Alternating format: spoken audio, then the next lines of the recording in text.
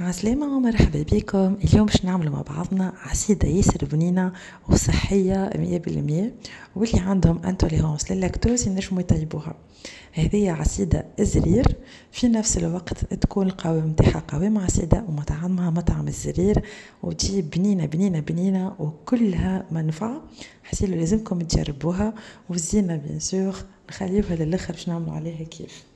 اول حاجه باش نبداو بها هي المقادير. باش نستحقوا من 200 من 150 ل 200 غرام جلجلان يكونوا مرحي، من 150 ل 200 زاد كيف كيف نوازات تكون معرجة على 150 درجة مدة على أقل 25 دقيقة، وبعد تريحوها بقشورها لين تقر الزيت متاعها من غير ما نحرقوها ونضيعوا المنافع متاع نوازات الكل وتجينا المرارة.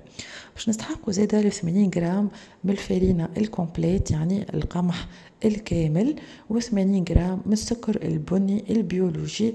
تنجموا تزيدوا وتنقصوا، وتنجموا للمرضى السكري هنا تعوضوه بستيفيا واما باي ادولكورون اخر. عليهم باش نستعمل إدرامي، وعندي هوني سيغو داكا باش نزيدو في الاخر للتحليه، خاطر انا عندي الرجي للعسل. دوك نجمو نتوما تعوضوا من غير فتين عسل باش تعطي تكستور هكايا وكل المطعم بنين نتاع الزرير. والمكون الرئيسي زاده نتاعنا اللي هو الزبده منزوعه الحليب.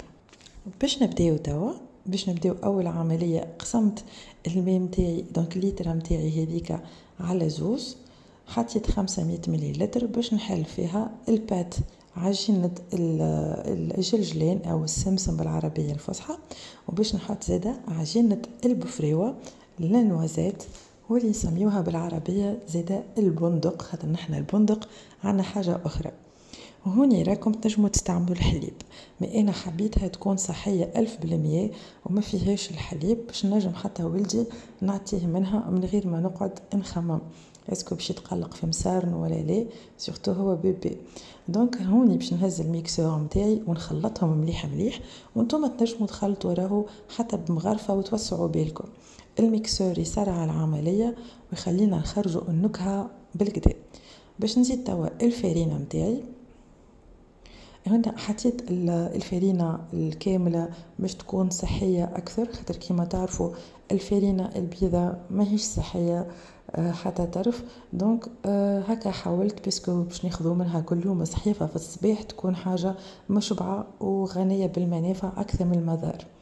باش تاخذوا توا الطنجرة تكون إينوكس هكايا الرزينة باش نطيبوا فيها، ونصبوا الخليط متاعي. انا راني هوني ما صفيتش على خاطر بالميكسور ما خليت حتى كعبوره، وباش نهز نعصد بالطريقه هذه باش نعصدوا كما اي نوع متاع عصيده، ونعملوا اكل فورمه متاع لانفيني ولا 8 مقلوبه.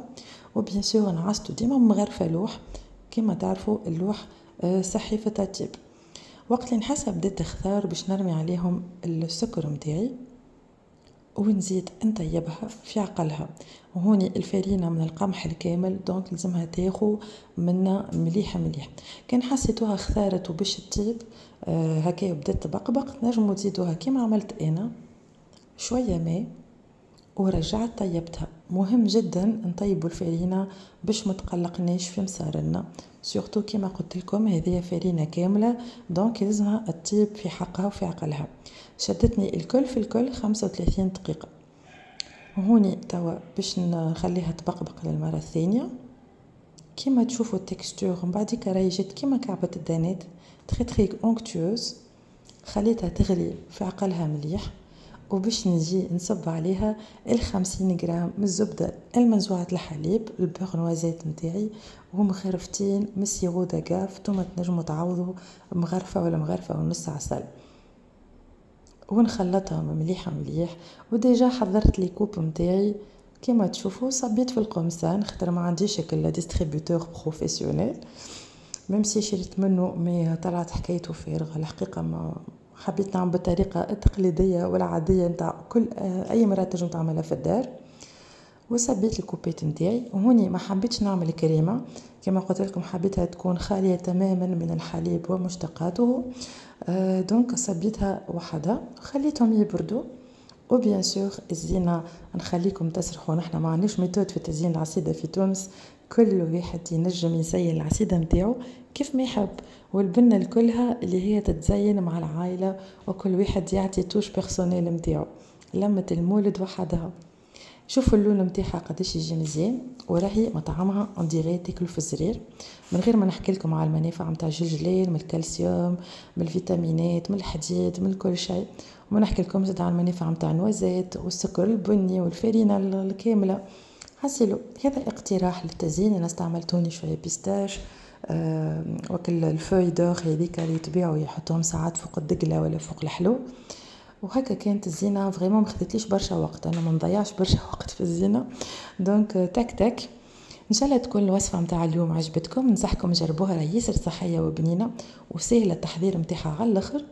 وان شاء الله نقول لكم مولدكم مبروك، وما تنساوش باش تحطوا ابوني للشين باش يجيوكم لي غوسيت الاخرين، وكومونتيريتكم للتشجيع، واذا كان عندكم سؤال نقول لكم باي باي.